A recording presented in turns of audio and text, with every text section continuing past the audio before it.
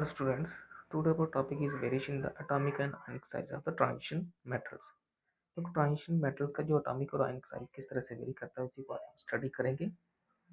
In general, the ions of the same charge in a given series show the progressive decrease in the radius with the atomic number. बोलता है कि अगर हम देखें कि जितने भी हमारे एलिमेंट्स हैं जिनके ऊपर सेम चार्ज होता है, अगर उनका एटॉमिक नंबर इंक्रीज होता है तो उनका जो आयनिक रेडियस है वो भी क्या होता है, डिक्रीज होता है. This is because the new electron inter D orbital each time the nuclear charge increase by unity.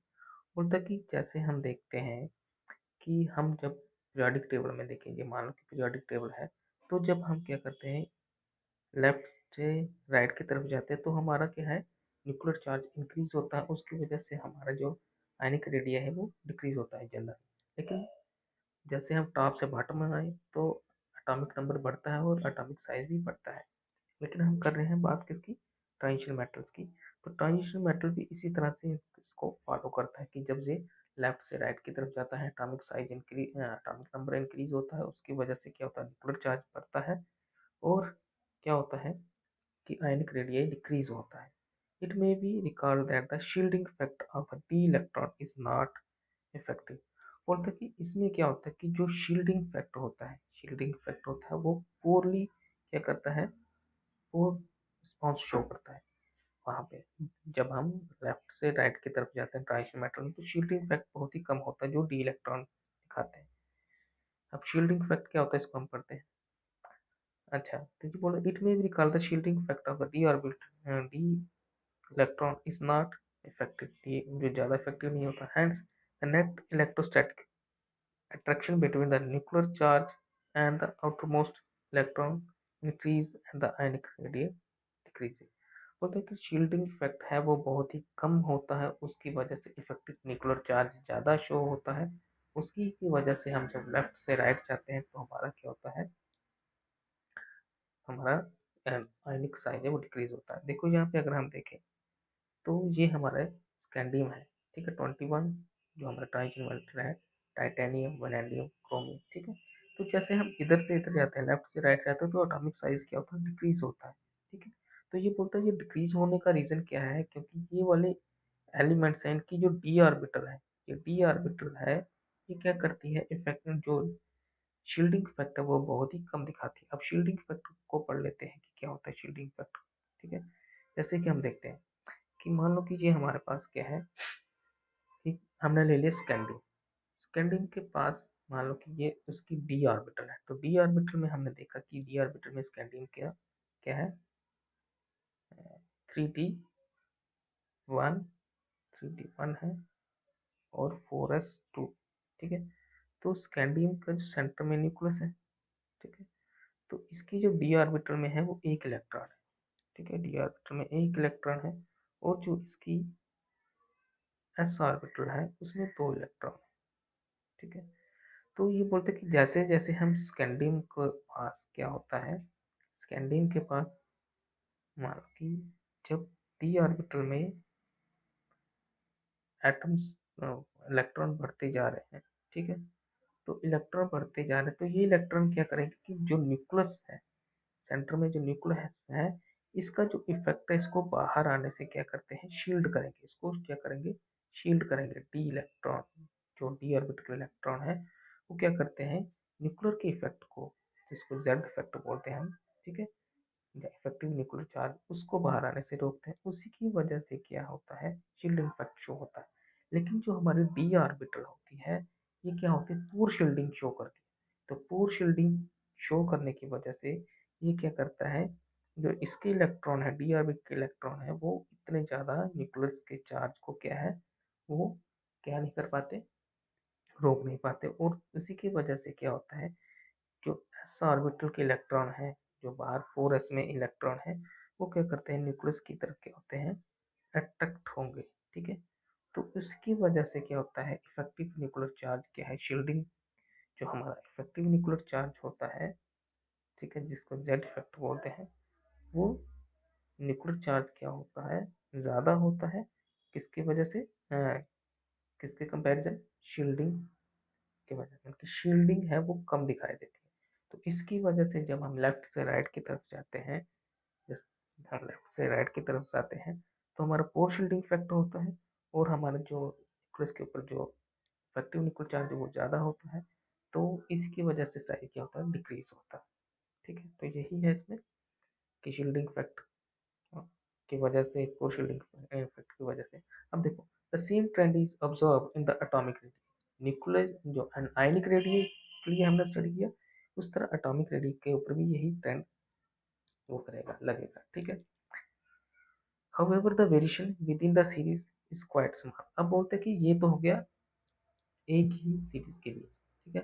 N interesting point emerges when the atomic size of one series are compared with those of the corresponding element of other series. अब क्या है, पहले तो हम atomic size इनका comparison कर रहे थे विद इन, एक दूसरे के साथ। ठीक है, एक ही पीरियड में। ये 3D सीरीज थी हमारी। ठीक है। अगर हम क्या करेंगे, दो कॉरस्पॉन्डिंग सीरीज, जैसे ये 3D है तो ये 4D सीरीज है। ठीक है, ये 5D सीरीज। तो जब हम इनको कंपेयर करेंगे तब इनका साइज वो किस तरह से वेरी करता है। ठीक है, जैसे 3D और 4D का, और 4D और 5D का, 5D और 6D का किस तरह से वेरी करता है, उसी को हम अभी स्टडी करेंगे। तो देखो, इसको हम कैसे ऑब्जर्व करेंगे कि एक कर्व दिया गया है, टेबल दिया गया है, उसमें हम देखेंगे। देखो क्या है, the curve 8.3 show the increase from first 3D to 4D। बोलते हैं कि यहाँ पे हम देखेंगे कि जो इनका रेडियस है वो 3D से 4D इंक्रीज हुआ, but the radius of the third की 5D series virtually same as those are the corresponding member of the second series की 4D। इसको हम देखते हैं टेबल में, जो हमारे पास ग्राफिकल दिया गया है। बोलते हैं कि देखो, अगर हम 8.3 ग्राफ को देखें, तो जो हमारी फर्स्ट जो ग्रीन में दिखाया गया है, तो ये क्या कर रहा है, इस तरह से दिखा रहा है। लेकिन अगर देखो, इन दोनों के बीच जो हमारी 3D है, जो ग्रीन वाली वो 3D है, 3D और 4D के बीच क्या है, डिफरेंस है। ठीक है। लेकिन अगर हम देखें, ये हमारा ब्लू वाला जो 4D है, इनके साइज में डिफरेंस है, और जो रेड वाला है वो 5D है। अब हम देखें तो 3D और 4D के साइज के बीच क्या है, कुछ गैप दिखा रहा है इस ग्राफ में। अगर देखें कुछ गैप है, लेकिन जब हम 5D और 4D के बीच देखें तो इनका क्या है, जो साइज, एटॉमिक साइज का जो ग्राफ है वो क्या दिखा रहा है, बहुत ही कम इनके बीच वेरिएशन दिखा रहा है। ठीक है, तो यही था। तो अब ये बोलता है कि ये क्या है, इसका रीजन क्या है। तो ये क्या है, दिस फिनोमिना, इसको हम क्या बोल देंगे कि ये क्यों हो रहा है। तो बोलते हैं कि ये this phenomena associated with the intervention of the 4f orbital which must be filled before the 5D series in the element। बोलते कि ये क्या होता कि बीच में कौन सी ऑर्बिटल की फीलिंग हो रही है अभी, 4f, क्योंकि 4f जो f ऑर्बिटल है वो आ गई है। तो बोलते कि ये 4f ऑर्बिटल की वजह से क्या हो रहा है, जो कि 5D सीरीज से पहले इसको फिल किया जा रहा है, तो उसकी इंटरविनेशन की वजह से ये इनके जो साइज में जो वेरिएशन है वो बहुत ही कम आ रही, किसमें, 4D और 3D के बीच है, 4D एंड 5D के बीच। और तो कहते feeling of 4f orbital before 5D orbital result in the regular decrease in the atomic size called lengthenite contraction, which essentially compensate for the expected increase in the atomic size with the increase in the atomic number। अब हम देखते हैं यहाँ पे, बोलते कि यहाँ पे अगर हम देखें तो यहाँ पे देखो, अगर हम, ये हमारी होगी 3D, ये 4D। अब देखो यहाँ पे क्या है, 4D में अगर 5D में देखें तो यहाँ पे लेंथेनाइड है जिसका यहाँ पे 5D है। देखो 5D 1, और उसके बाद देखो 4f14 आ गया, मतलब 4f ऑर्बिटल हमारी शुरू हो रही है। ठीक है, तो ये बोलते कि इंटरविनेशन ऑफ द एफ ऑर्बिटल के शुरू होने के कारण, ठीक है, जो इलेक्ट्रॉन की जो फीलिंग होगी, ठीक है, वो पहले 4 ऑर्बिटल में जाएंगे, फिर क्या है 5D ऑर्बिटल में जाएंगे। ठीक है, तो उसकी वजह से क्या होगा कि जो इसका एटॉमिक साइज क्या होना चाहिए था, बढ़ना चाहिए था। अब एफ ऑर्बिटल की फोर्स शील्डिंग इफेक्ट आती है और न्यूक्लियर चार्ज ज़्यादा होता है, तो उसकी वजह से क्या होता है, हमारी लेंथेनाइड कंट्रैक्शन सामने आती है, उसकी वजह से एटॉमिक साइज है वो क्या होता है, डिक्रीज होता है। और इसी डिक्रीजिंग को हम क्या बोलते हैं, लेंथेनाइड कंट्रैक्शन। ये हो गया लेंथेनाइड। ठीक है, देखो लेंथेनाइड का एटॉमिक नंबर लेंथेनियम का देखिए, तो लैंथेनियम का एटॉमिक नंबर वो क्या है, 57 है, ठीक है। तो 57 है, लेकिन यहाँ पे 72 है। इसका मतलब बाकी जो हमारे लैंथेनाइड्स एंड एक्टिनाइड है वो नीचे अलग से जो सीरीज है उसमें दिया होगा। जैसे यहाँ पे अगर हम देखें ये 57 और 58 है ना, आगे आगे उस तरह एक्टिनाइड एक्टिनियम का है, ठीक है। तो वो अलग से सीरीज दी है, ठीक है, 89 के बाद 90। तो ये सारा किसकी वजह से हो रहा है, due to the lanthanide contraction, जो उनका एटॉमिक साइज क्या हो रहा है, डिक्रीज हो रहा है। तो वो डिक्रीज क्यों हो रहा है, क्योंकि इफेक्टिव न्यूक्लियर चार्ज ज्यादा होगा।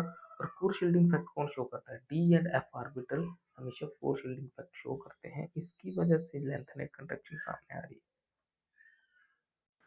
तो ये बोल रहा है कि जो हमारी नेट अगर रिजल्ट देखें तो हमारी जो सेकंड एंड थर्ड सीरीज में हमारी 4D एंड 5D सीरीज है, ये कहता है सिमिलर रेडियस होता है इनका, इनके जो एलिमेंट्स इनके सिमिलर रेडियस होते हैं। जैसे हमारे ये दो एलिमेंट हैं, ठीक है, तो इनका एटॉमिक साइज देखें तो वो क्या है, बिल्कुल लगभग सिमिलर है, ठीक है। जो हमारे ये वाले एलिमेंट्स हैं, अगर हम देखें तो इनका एटॉमिक साइज देखें, जिरकोनियम एंड हॉफिनियम, इनका जो देखो अलग अलग इनकी क्या है सीरीज है। ये 4D के हैं, जिरकोनियम 14 है, ये 4D का है, और ये 5D का है। लेकिन इनका एटॉमिक साइज ये बोलते कि लगभग सिमिलर ही होता है, समझे। तो इसलिए इनका एटॉमिक साइज क्या होता है, लगभग सिमिलर ही है। The very similar physical and chemical property, मतलब कि इनकी जो केमिकल प्रॉपर्टी देखें, ठीक है, 4D और 5D की, वो भी और फिजिकल प्रॉपर्टी वो भी क्या होती है, लगभग सेम ही होती है। More than expected on the basis as usual fact, जितनी इनकी एक्सपेक्ट किया जाए उसी तरह से इनकी ये सिमिलर ही है, अपनी प्रॉपर्टी शो करते हैं 4D एंड 5D के एलिमेंट्स, ठीक है। ये हमने पढ़ लिया है इसको कि किस तरह से ये बिहेव करा। बोलते मेलान्थेनाइड कंट्रैक्शन के जो रीजन है वो क्या है, बोलते जो रीजन है वो सिमिलर है जो ऑर्डिनरी ट्रांजिशन सीरीज में सेम उसी की तरह होता है। बोलते कि क्या है, एक इम्परफेक्ट शील्डिंग इफेक्ट, ठीक है, शील्डिंग इफेक्ट की वजह से ये क्या है, लैंथेनाइड कंट्रैक्शन शो करते हैं। और द शील्डिंग फैक्टर होता है 4f electron by the another is less than the 1d electron by the another. बोलते कि शील्डिंग इफेक्ट जो 4f इलेक्ट्रॉन्स है वो बहुत ही कम दिखाता है as compare to 1d electron, ठीक है। उसकी वजह से क्या होता है, न्यूक्लियर चार्ज ज़्यादा हो जाता है। न्यूक्लियर चार्ज ज़्यादा होगा तो एफ का और डी का जो हमारा शील्डिंग इफेक्ट कम है, ठीक है, एफ का शील्डिंग इफेक्ट कम है। तो शील्डिंग इफेक्ट कम होने की वजह से न्यूक्लियर चार्ज ज़्यादा है तो इलेक्ट्रॉन को वो ज़्यादा क्लोज ले आएगा, ठीक है। न्यूक्लियर चार्ज ज़्यादा होगा और क्या होगा, एटॉमिक साइज क्या होता है, कम हो जाता है, ठीक है। The decrease in the metallic radius है ना, जो एटॉमिक साइज है मेटालिक रेडियस डिक्रीज हो गया, तो ये क्या है, बोलते decrease in the metallic radius couple with increase in the atomic mass, ठीक है। जैसे जैसे एटॉमिक रेडियस डिक्रीज होगा तो एटॉमिक मास भी क्या होगा, इनका इंक्रीज होगा, general increase in the density. और अगर मास डिक्रीज होगा इंक्रीज होगा तो उनकी डेंसिटी भी इंक्रीज होगी। तो ये हमें दिया गया है कुछ टाइटेनियम टू कॉपर का, ठीक है, इंक्रीज इन द डेंसिटी, ठीक है। तो ये था आज का हमारा टॉपिक, ठीक है। कुछ हद तक तो आपको समझ आया, प्लीज़ इसको खुद भी थोड़ा पढ़ने की कोशिश करें। आसान है ये कि किस तरह से हमारा साइज वो वेरी करता है, ठीक है, ट्रांजिशन मेटल्स में। तो हमें इसमें क्या है कि जो हमारी फर्स्ट टू सीरीज है, ठीक है, 3D एंड 4D सीरीज को क्या है, इनको अगर हम अच्छे से पढ़ते हैं तो हमें ज़्यादा पढ़ने की जरूरत नहीं होगी, ठीक है। तो इनको थोड़ा याद कर लेना, इनके एटॉमिक साइज किस तरह से वेरी करते हैं। Thank you, have a good day.